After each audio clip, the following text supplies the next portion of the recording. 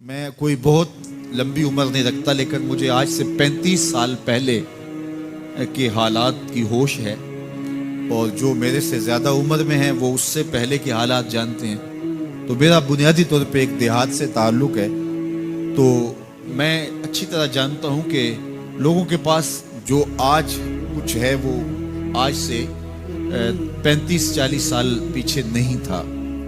بالخصوص دیہاتوں کے اندر لوگوں کے پاس ایک یا دو جوڑے ہوتے تھے اور انہیں بار بار پہنتے تھے۔ کسی شادی یا بیاہ کے موقع پہ جانا ہوتا تو بعض اوقات کسی سے وہ لباس یا جوتے مانگ کے لے کے جاتے۔ مجھے اچھی طرح یاد ہے کہ اس زمانے میں لوگ اپنے کندھے پر ایک کپڑا رکھا کرتے تھے، اور شادی پر اگر کسی نے جانا ہوتا تو جس کا کپڑا بہت اچھا ہوتا تو اس سے وہ مانگ لیا کرتے تھے کہ میں نے ذرا شادی پہ جانا ہے۔ بڑے بھائی کے جوتے پہن لیا کرتے تھے، اور اسی طرح گزر ہوتا تھا۔ کبھی کوئی شکوہ زبان میں پیدا نہیں ہوا تھا، اور لوگوں کے شکستہ سے کچے گھر ہوتے تھے، اور گھر کے صحن میں ایک درخت ہوتا تھا، دوپہر وہاں کاٹ لیتے تھے۔ اکثر لوگ دوپہر کا کھانا تیار نہیں کرتے ہوتے تھے، دودھ پی کر کے ہی گزارا کر لیتے تھے۔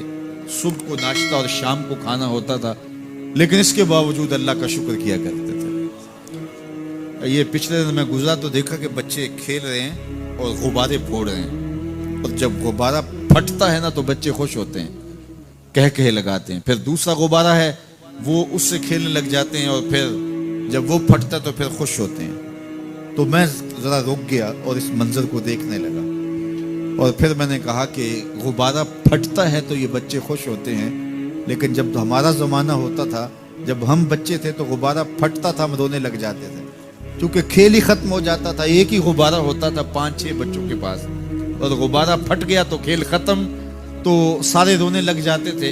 اور اب یہ غبارے پہ غبارہ پھوڑ رہے ہیں اور خوش ہو رہے ہیں، تو کہاں سے کہاں ہم آ پہنچے۔ لیکن اس زمانے میں اگر کسی سے پوچھا جاتا، لوگ پیدل سفر کرتے اور لباس بھی پورے نہ ہوتے، تو جب کسی سے پوچھا جاتا کیا حال ہے تو وہ لمبا ہاتھ کر کہتا اللہ کا شکر ہے۔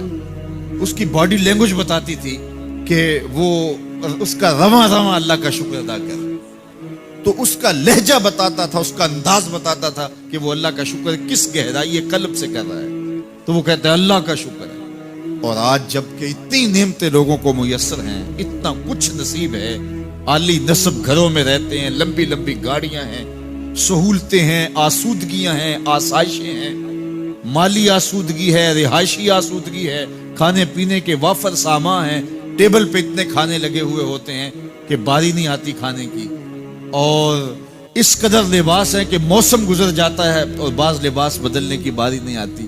لیکن اس کے باوجود کسی سے پوچھے جناب کیا حال ہے، آسودہ حال شخص سے بھی پوچھے تو وہ بھی بڑے آہستگی سے کہتا ہے بس چل ہی رہا ہے۔ تو وہ زمانہ تھا کہ جب لوگوں کے پاس کچھ تھا نہیں تو لمبا ہاتھ کر کے کہتے، تشکر کا لہجہ کتنا دل آویز تھا، اللہ کا شکر ہے۔ اور آج کہتے بس گزر ہو ہی رہی ہے، بس چل ہی رہا ہے۔ تو ناشکری بڑھتی چلی جا رہی، اتنا کچھ ہونے کے باوجود جو ہے وہ ان کا بھی چل ہی رہا ہے۔